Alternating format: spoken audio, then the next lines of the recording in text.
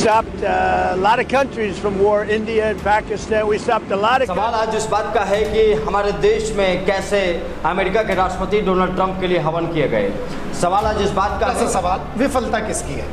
लोगों को पहचानने की, अमेरिका को पहचानने में कहीं ना कहीं चूक हुई है। व्यक्तिगत रूप से मुझे बहुत बड़ी कीमत चुकानी पड़ेगी, लेकिन मैं इसके लिए तैयार हूं।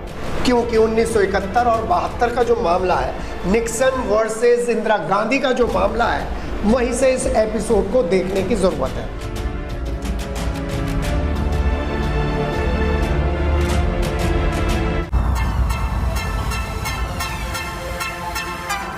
नमस्कार, मेरा नाम है नकुल चतुर्वेदी और आप देख रहे हैं भारत मीडिया नेटवर्क। सवाल आज इस बात का है कि हमारे देश में कैसे अमेरिका के राष्ट्रपति डोनाल्ड ट्रंप के लिए हवन किए गए। सवाल आज इस बात का है कि जिस ट्रंप के लिए हवन किए गए वो आज भारत को आंखें क्यों दिखा रहे हैं। सवाल इस बात का है कि जिस ट्रंप ने बार बार नरेंद्र मोदी को गले लगाया और जिस ट्रंप के बार बार खुद हमारे देश के प्रधानमंत्री गले मिले, वो ट्रंप आज भारत पर 50% टैरिफ क्यों लगा चुके हैं। सवाल आज इस बात का भी है कि जिन ट्रंप के लिए नमस्ते ट्रंप कार्यक्रम हिंदुस्तान में कराया गया, वो ट्रंप आज हिंदुस्तान के खिलाफ लगातार 35 से 40 बार ये बात क्यों बोलते हैं कि उन्होंने भारत और पाकिस्तान के बीच सीज़फायर कराया। सवाल और इस बात का भी है कि आखिर ट्रंप ये सब कुछ क्यों कर रहे हैं। सवाल इस बात का भी है कि ट्रंप ने ये क्यों कहा कि एक दिन पाकिस्तान ही भारत को तेल बेचेगा, वो पाकिस्तान को तेल भंडार लगाने में मदद करेंगे। इन्हीं तमाम मुद्दों पर चर्चा करेंगे। मेरे साथ वरिष्ठ पत्रकार के जी मौजूद हैं। बहुत बहुत स्वागत है आपका। सर, बहुत गंभीर सवाल है क्योंकि हमने जिनको गले लगाया, हमने जिनको गले में डाला, वो तो कहते हैं उन्होंने काट खाया हमें। विफलता किसकी है? छोटा सा सवाल, विफलता किसकी है? लोगों को पहचानने की, अमेरिका को पहचानने में कहीं ना कहीं चूक हुई है। क्योंकि 1971 और 72 का जो मामला है, निक्सन वर्सेस इंदिरा गांधी का जो मामला है, वहीं से इस एपिसोड को देखने की ज़रूरत है। क्योंकि जितना अभी ऑपरेशन सिंदूर चला था, उस ऑपरेशन सिंदूर में निक्सन और इंदिरा गांधी अप्रोक्ष रूप से चल रही थी और उसमें कहीं ना कहीं अमेरिका की छवि डिस्टर्ब हो रही थी। एक बात। दूसरी बात, विदेश नीति में एक बड़ा ड्रास्टिक चेंज प्रधानमंत्री नरेंद्र मोदी 2014 के बाद लेकर आए थे, जब वो अमेरिका के करीब पहुंचे थे और उन्होंने, जैसा कि आपने बताया, कि ट्रंप के लिए इतना बड़ा अभियान चलाया था। ऐसे में दूसरे टर्म में ट्रंप को क्या हुआ कि वो टैरिफ बम फोड़ने के लिए तैयार हो गए, वो भी उस मुद्दे पर जिस मुद्दे पर वो खुद घिरे हुए हैं। अगर रूस के ऊपर तेल आयात करने के ऊपर वो इतनी बड़ी बात कर रहे हैं, तो उनका देश तो खुद रूस के साथ सारी इंपोर्ट और एक्सपोर्ट की पॉलिसीज़ में नंबर 1 पर है। क्योंकि कितने रासायनिक चीज़ों के लिए अमेरिका और रूस आपस में हाथ मिलाते हैं, इलेक्ट्रॉनिक चीज़ों के लिए और फिर एम्यूनेशन के लिए, हथियारों के लिए और फिर तेल के लिए।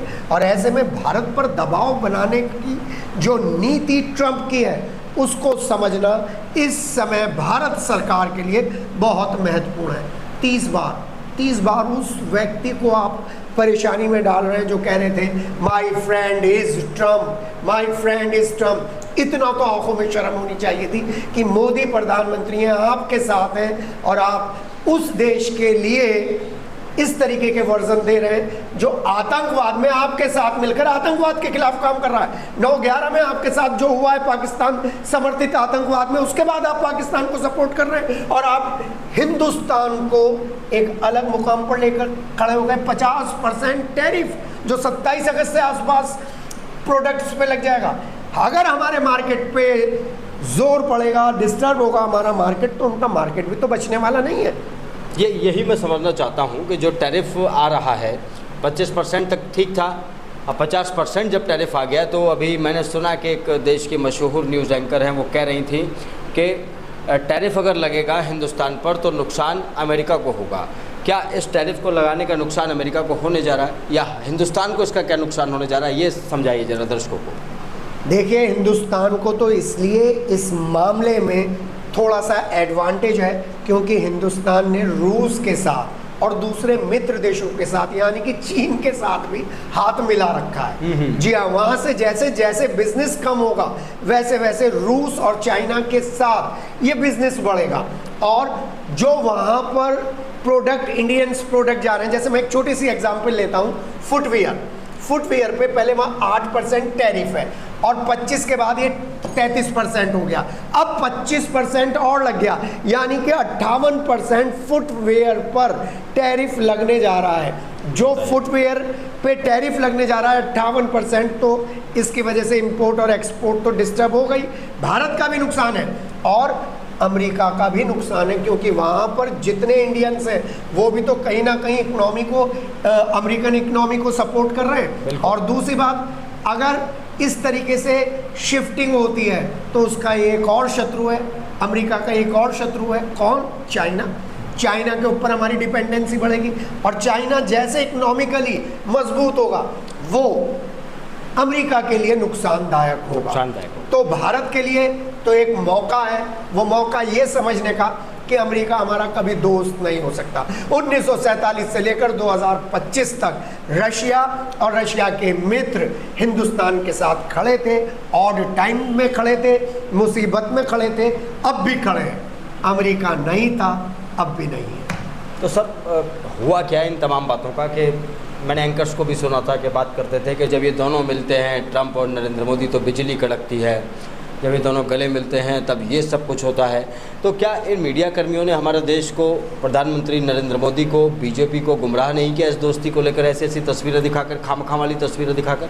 न बोलिए, तुमने ऐसी बात कही है जो उंगली यूं उठ रही है, एक आपकी तरफ एक मेरी तरफ, बिल्कुल, हम मीडिया हमारी तरफ। इस पे एक अलग प्रोग्राम बनना चाहिए, मीडिया का रोल इस मामले में कि मीडिया किस तरीके से चीजों को गलत दिखा रही है।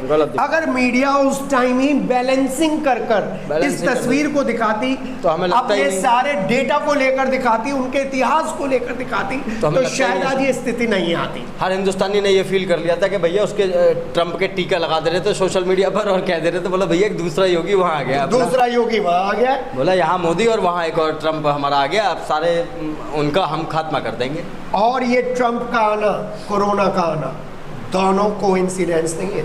उस समय जब कोरोना पूरे विश्व को कहीं ना कहीं प्रभावित कर रहा था, हमारे यहाँ पे ट्रंप को आमंत्रित किया गया था, याद है आपको? नमस्ते ट्रंप कार्यक्रम, नमस्ते ट्रंप कार्यक्रम गुजरात में कितनी बड़ी हमारी इकोनॉमी ने सफर किया है। और हमारा ये जो मीडिया जिस पर आपने बात उठाई है, वो मीडिया इस बात में कहीं पे भी प्रधानमंत्री नरेंद्र मोदी को आईना नहीं दिखा रहा था कि आप समझ जाइए, आप समझ जाइए, आप समझ जाइए, उनको गलत चीजें पेश कर रहा था।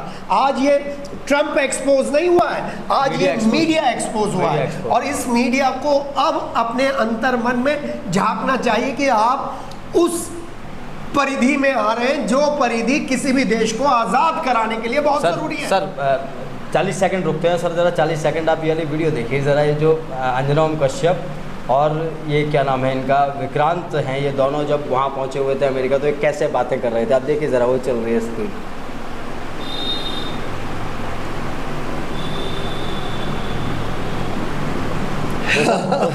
सर ये कह रहे हैं बिजली कड़क रही है, अंजना ओम कश्यप कह रही है खुल के कि बिजली कड़क रहती है जब ये दोनों मिलते हैं। इन लोगों ने अपनी ही पर्सनल वैल्यूज को कम किया है। आपको याद नहीं, अंजना ओम कश्यप जब एक अधिकारी, लेडी अधिकारी से मिलने गई थी, उन्होंने मिलने से मना कर दिया था।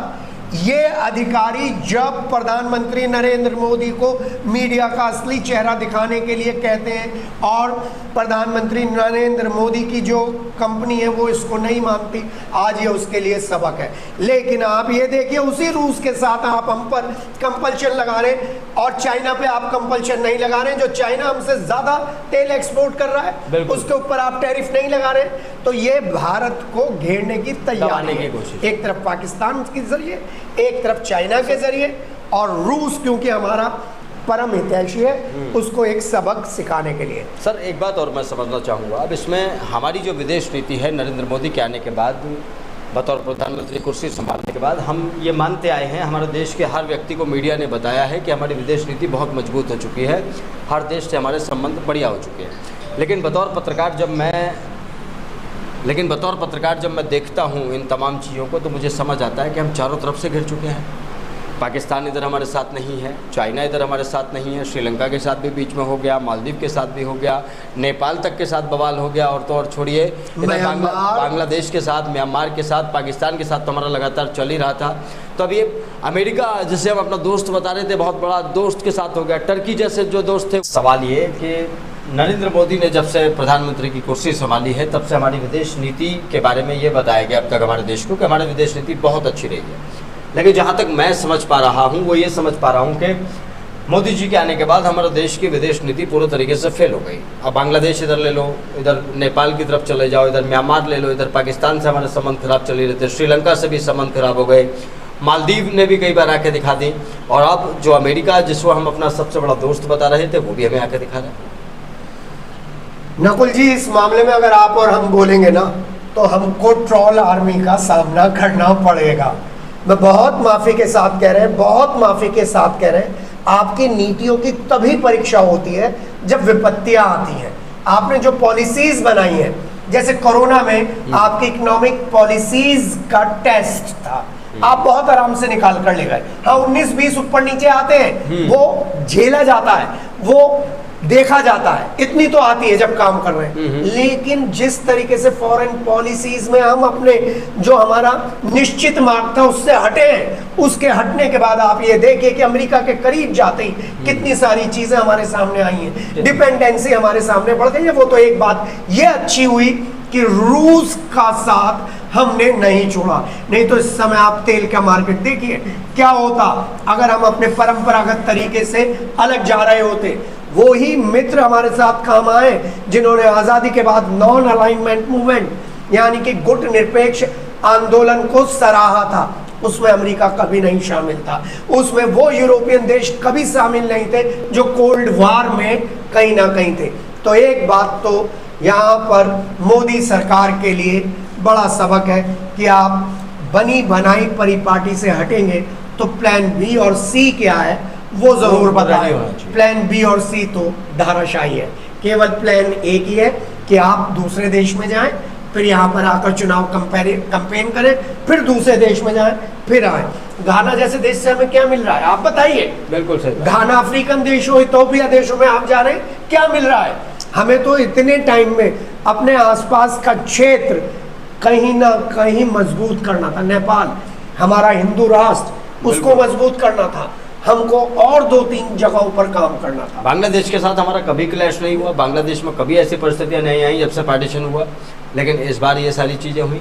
तो ये तमाम चीज़ें हैं जो बहुत ज़रूरी हैं, और विदेश नीति के मामले में ट्रंप जो कर रहे हैं उस बात को भी हमारे देश के लोगों को समझना बहुत ज़रूरी है। आज हमारी इस चर्चा में फिलहाल इतना ही, लेकिन एक सेंटेंस आप बोल दीजिए। जी आप बुद्ध का देश युद्ध नहीं चाहता, बुद्ध का देश युद्ध नहीं चाहता। इसे वो पुराने लोग समझ सकते हैं जो लोग पंचशील के सिद्धांतों को अपनी विदेश नीति का बेस मानते थे। आपने भी 11th क्लास में पढ़ा होगा, हमने भी पढ़ा होगा पंचशील के सिद्धांत, और वो पंचशील के सिद्धांतों को कहीं ना कहीं यूएनओ ने भी एक्सेप्ट किया था।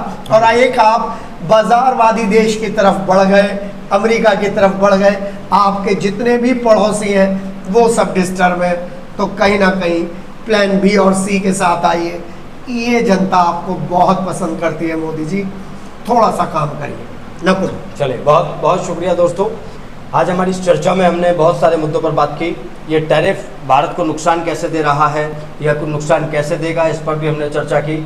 हमने आपको बताया कि कैसे नरेंद्र मोदी के प्रधानमंत्री रहते हुए ट्रंप के ऊपर जो करोड़ों रुपए अरबों रुपया खर्च किया गया वो कैसे नुकसान में गया, और हमने आपको ये भी बताया कि आज हमारी विदेश नीति क्यों और किन कारणों से फेल साबित हो रही है। ऐसे में आप क्या सोचते हैं इस पूरे घटनाक्रम पर, इस पूरी खबर पर? हमें कमेंट बॉक्स में अपनी राय दे सकते हैं।